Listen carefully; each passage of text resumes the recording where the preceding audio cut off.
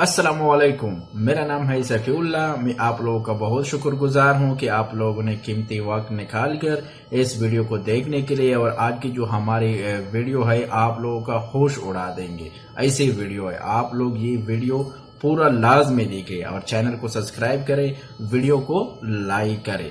और आज की जो हमारी वीडियो है बरतानवी कारकुन का को शानदार रद्द अमल, और ये वीडियो आप लोग लाजमी देखिए, लाजमी। और हमारे साथ रहिए, ज़्यादा टाइम नहीं लेता, चलो चलते हैं वीडियो की तरफ।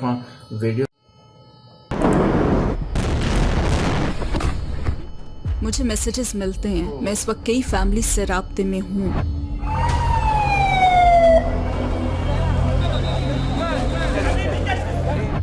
उसने कहा, लेकिन ये तो बच्चों की लटकती हुई खालें, माँओं के कटे हुए हाथ और लोगों को जलकर मरता देख रहे हैं।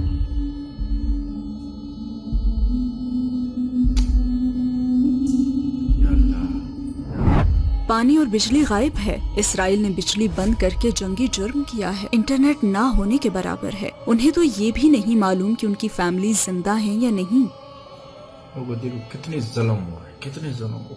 अस्सलाम वालेकुम सिस्टर लोरीन बूथ, हमारी दावत कबूल करने का शुक्रिया। हम बतौर उम्मत बहुत मुश्किल वक्त से गुजर रहे हैं। हम जानते हैं कि फलस्तीन में हमारे भाई और बहनें बेघर हो चुके हैं, बच्चे मर रहे हैं, खाने पीने की अशिया, पानी और बिजली गायब है। वो बिल्कुल बेयारो मददगार हैं। एक जर्नलिस्ट की हैसियत से आप कई मर्तबा उन लोगों में रही हैं। आपको दोनों फरीकों की तरफ से वाकया देखने का मौका मिला है। इस मसले के हवाले से मीडिया में बहुत कुछ कहा गया, मगर क्या आप हमें वहाँ के मौजूदा हालात बता सकती हैं? वहाँ मौत का ऐसा खेल खेला जा रहा है जैसे फलस्तीनी, खुसूसन गाजा के लोग 50 हफ्तों 50 महीनों से नहीं बल्कि 50 सालों से सह रहे हैं। ये कोई 10 दिन पुराना झगड़ा नहीं है, ये 2 हफ्तों की बात नहीं है, ये सब हफ्ते भर पहले शुरू नहीं हुआ। मैं यहाँ यही बात कहना चाहती हूँ कि ये फलस्तीन के लोगों के लिए दर्द का एक तवील अरसा है, जहाँ उनके वसाइल और फिर उनकी धरती को सिहोनियों ने पूरे मंसूबे और बदनीयती के साथ हथिया लिया। और ये किसी कौम पर गलबा पाने का एक गैर अखलाकी तरीका है, और ये कोई नई बात नहीं है। गुज़िश्ता रात मैंने अपने दोस्त यासे से बात की। वो गाजा शहर में ही है। अल्लाह उसे और उसकी फैमिली और हमारे तमाम भाइयों और बहनों को अपनी अमान में रखे, आमीन। मैंने उससे कहा, तुम कहाँ हो? कहने लगा कि हम अपने घर से बाहर हैं। मैंने पूछा, बच्चे कैसे हैं? उसके 2 छोटे बच्चे हैं। कहने लगा, वल्लाही सिस्टर वो असियत में हैं, आखिर बच्चे ही तो हैं, वो भी 10 साल की भी नहीं है। फिर कहने लगा, जब मैं उन्हें देखता हूँ तो सोचता हूँ कि उन्हें तो इस वक्त अपना होमवर्क करने या साहिल समंदर पर खेलने या सैर सपाटों में मगन होना चाहिए था। खेल के मैदान में ये एक दूसरे के पीछे दौड़ते लुत्फानंदोज हो रहे होते, लेकिन ये तो बच्चों की लटकती हुई खालें, माँओं के कटे हुए हाथ और लोगों को जलकर मरता देख रहे हैं। ये कैसा बचपन है? जरा 1 सेकंड के लिए तसव्वुर तो करें। उन लोगों को पानी तक नहीं मिल रहा, वो घूंट घूंट पानी पी कर गुजारा कर रहे हैं। ओ, मैंने आज दिन के 3 घूंट पी लिए, मैंने आज के लिए पानी का 1 कप पी लिया और बस। फिर वहाँ बिजली भी नहीं है। इसराइल ने बिजली बंद करके जंगी जुर्म किया है। इंटरनेट ना होने के बराबर है। उन्हें तो ये भी नहीं मालूम कि उनकी फैमिली जिंदा भी हैं या नहीं, और फिर उन्हें घरों से निकल जाने को कहा जाता है। मैं ऐसी फैमिलीज को जानती हूँ जो गुज़िश्ता रात सड़क पर सोई हैं, और फिर सबके बाद बमबारी भी हो रही है। सुभान अल्लाह। और क्या आपको हमारे फलस्तीनी भाइयों और बहनों की तरफ से मैसेजेस मिलते हैं? हाँ, मैसेजेस मुझे मिलते हैं। मैसेजेस मैं इस वक्त कई फैमिली से राब्ते में हूँ।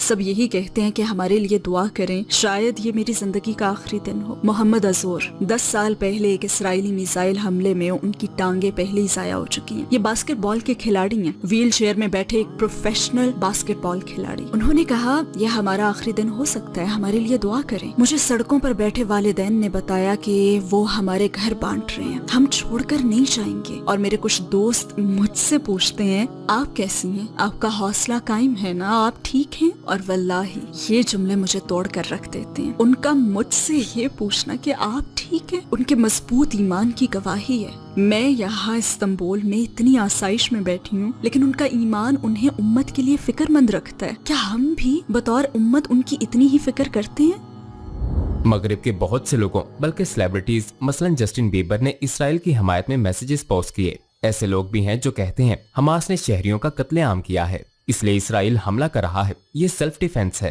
क्या इस मसले को इस तरह देखा जा सकता है? क्या गजा पर होने वाली तमाम बमबारी का ये जवाब दिया जा सकता है? जस्टिन बीबर और इस जैसे लोग कहते हैं, खामोश, अपनी जुबान मत हिलाओ, فلسطین کا لفظ بھی منہ سے نہ نکالو، آپ ایسا نہیں کر سکتے۔ یہ باتیں وہ کہیں گے کیونکہ انہیں صورتحال کا علم نہیں ہے۔ اگر کسی شخص نے گہرائی سے جائزہ ہی نہ لیا ہو کہ فلسطین کے لوگ کس چیز کے لیے جدوجہد کر رہے ہیں تو اسے صورتحال پر تبصرہ کرنے کا بھی کوئی حق نہیں ہے، کیونکہ وہ تو اس درد کو محسوس ہی نہیں کرے گا جس سے وہ لوگ گزر رہے ہیں۔ سبحان اللہ۔ تو صورتحال کا علم نہ رکھنے والی یہ سیلیبریٹیز، شراب خانوں میں بیٹھے یہ لوگ، مغربی دنیا کے یہ لوگ انٹرنیٹ پر بیٹھ کر ٹرولنگ کرتے ہیں۔ ابھی کچھ کہنے کا وقت نہیں ہے، خاموش رہو۔ اگر میں آپ کے گھر میں گھس جاؤں، اعوذ باللہ، اگر میں آپ کے گھر میں گھس جاؤں، آپ کی بیوی کو ماروں، آپ کے بچوں کو قتل کر دوں اور آپ کو گھر سے باہر نکال دوں، اور چند سال بعد آپ آئیں اور گھر واپس لینے کی کوشش کریں اور میں آپ سے یہ کہوں کہ یہ میرا گھر ہے، تو یہاں میں کیا ڈیفینڈ کر رہی ہوں؟ یہ کوئی سیلف ڈیفینس نہیں ہے، جبکہ آپ دوسروں کی زمین پر قبضہ کر کے بیٹھے ہیں۔ یہ منصوبے کے تحت مسلسل لوگوں کو قتل کر رہے ہیں اور انہیں انسانی حقوق سے محروم رکھ رہے ہیں۔ یہ سیلف ڈیفنس نہیں ہے، یہ لوگ شروع سے ہی یہ چاہتے تھے۔ نیتنیاہو صرف 2 ہی ہفتے پہلے یورپین یونین یا یونائٹڈ نیشنز میں ایک نقشہ لیے کھڑا ہوا تھا جس میں فلسطین نام کی کسی ریاست کا کوئی وجود ہی نہیں تھا۔ سیلف ڈیفنس تو صرف ایک بہانہ ہے، دراصل ان کا منصوبہ کچھ اور ہے۔ یہی وہ چیز ہے جو وہ چاہتے ہیں۔ اگر آپ اسرائیلی نیوز میڈیا میں ان کے صہیونی سیاست دانوں اور اسرائیل کے نام نہاد حمایتیوں کے منہ سے نفرت انگیز الفاظ سنتے ہیں تو وہ یہی ہوتے ہیں کہ فلسطینیوں کا نام و نشان مٹا دو، ان کے بچوں کو قتل کرو، ان کا وطن چھین لو، انہیں اذیت دو اور مصر کی طرف دھکیل دو۔ ان کا ایجنڈا بالکل واضح ہے۔ یہ سیلف ڈیفنس نہیں ہے، یہ نسلی صفایا ہے، یہ اجتماعی قتل ہے۔ انسان ہونے کے ناطے اگر ہم کسی کا بازو بھی ٹوٹا ہوا دیکھ لیں تو اس کا اثر لیتے ہیں، تو اسرائیلی اتنے بے رحم، اتنے ظالم کیسے ہو سکتے ہیں؟ اتنے خوفناک کام کرتے ہوئے ان ظالموں کا مائنڈ سیٹ کیا ہوتا ہے؟ ان کے دماغ میں کیا چلتا ہے؟ ان کا مائنڈ سیٹ کیا ہے؟ یہ واقعی ایک اچھا سوال ہے۔ اگر آپ کسی کو تکلیف میں دیکھیں اور اس شخص کے لیے آپ میں ہمدردی کا احساس پیدا نہ ہو تو اسے وحشی بن جانا کہتے ہیں، اور وحشی بننے کا یہ عمل 1948 میں صہیونی ریاست کے قیام کے ساتھ ہی شروع ہو گیا تھا۔ وہ اپنی تقریروں میں فلسطینیوں اور عربوں کو کئی مرتبہ 2 ٹانگوں کے مویشی کہہ چکے ہیں۔ یہ بات انہی کے سورسز سے پتہ چلی ہے، کیونکہ مویشیوں کو یہاں سے وہاں ہانکا جاتا ہے نا، تو وہ ہمیں مسلمانوں، عربوں اور فلسطینیوں کو حقیقی انسان ہی نہیں سمجھتے۔ یہ انتہائی خطرناک بات ہے، اور یہ چیز اس نسل کشی کی ایک علامت ہے۔ ایک مشہور لسٹ میں نسل کشی کے لیے 10 اقدامات بیان کیے گئے ہیں، اور ان میں سے ایک یہ ہے کہ ظالم کو مکمل وحشی بنا دیا جائے۔ لہٰذا وہ فلسطینیوں کے بچوں کو بچے سمجھتے ہی نہیں ہیں، وہ انہیں حماس کے حمایتی سمجھتے ہیں۔ میں نے کسی بھی الیکشن میں 6 مہینے کے بچے کا ووٹ نہیں دیکھا۔ اور بات اگر چل ہی رہی ہے تو ہم ایک اور چیز پر بھی بات کر لیتے ہیں۔ آپ نے ضرور سنا ہوگا کہ غازہ کو ایک آزاد قید خانہ کہا جاتا ہے۔ ہاں، آپ نے سنا ہوگا، لیکن ایسا ہے نہیں، یہ ایک حراستی کیمپ ہے۔ تو چلیں ہم اپنے طور پر اسے ایک نام دے دیتے ہیں۔ اگر کسی کو یہ نام پسند نہ آئے تو ہمیں کوئی پرواہ نہیں ہے، ہمیں وہی نام دینا ہے جو صحیح ہے۔ کیا میں بتا سکتی ہوں کہ غازہ حراستی کیمپ کیوں ہے؟ دیکھیں، یہ بات بہت اہم ہے۔ سب سے پہلے تو ہم یہ دیکھ لیتے ہیں کہ قید خانے کا مطلب کیا ہے۔ دیکھیں، قید خانہ ایسی جگہ ہے جہاں مجرم رکھے جاتے ہیں۔ تو آپ اسے قید خانہ کہہ کر گویا یہ بتا رہے ہیں کہ او ہاں، فلسطینی مجرم ہیں اور وہ سب غازہ نامی اس قید خانے میں ہیں۔ کوئی بھی مرد، عورتیں اور بچے جنہوں نے کوئی جرم کیا ہی نہیں وہ قیدی نہیں ہیں۔ بالکل ٹھیک، انہیں ریاست قیدی نہیں بنا سکتی۔ گڈ۔ دوسری بات، جو شخص قید خانے کو کنٹرول کرتا ہے وہ قیدی کو دن میں 3 مرتبہ کھانا دیتا ہے۔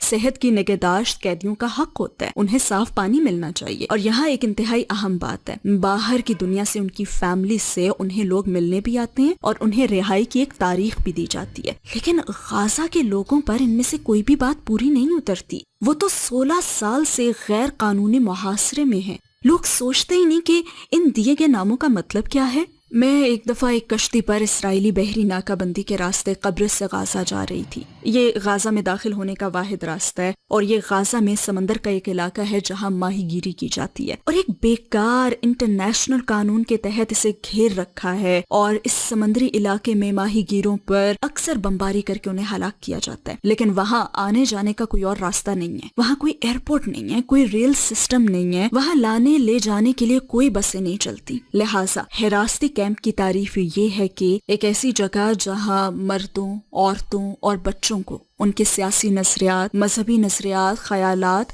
اور نسل کی بنیاد پر کوئی بیرونی طاقت ظلم کے حالات میں رکھتی ہے اور ان کے ساتھ ظالمانہ سلوک کرتی ہے۔ غازہ کے لوگوں نے یہی سب سہا ہے اور اب بھی سہ رہے ہیں، اور یہ صہیونی یہودی حراستی کیمپ پر بمباری کرتے ہیں۔ مبارک ہو۔ یہ سرزمین تاریخ کے مختلف زمانوں میں یہودیوں، عیسائیوں اور مسلمانوں کے پاس رہی ہے۔ کس دور میں یہ زمین سب سے زیادہ پرامن تھی اور کیوں؟ تاریخ میں 2 زمانے ایسے گزرے ہیں جن پر بات کرنا بہت ضروری ہے جب ہم نے یروشلم میں امن قائم ہوتے ہوئے دیکھا ہے۔ ان میں سے پہلا زمانہ وہ تھا جب حضرت عمر رضی اللہ عنہ نے یروشلم فتح کیا تھا۔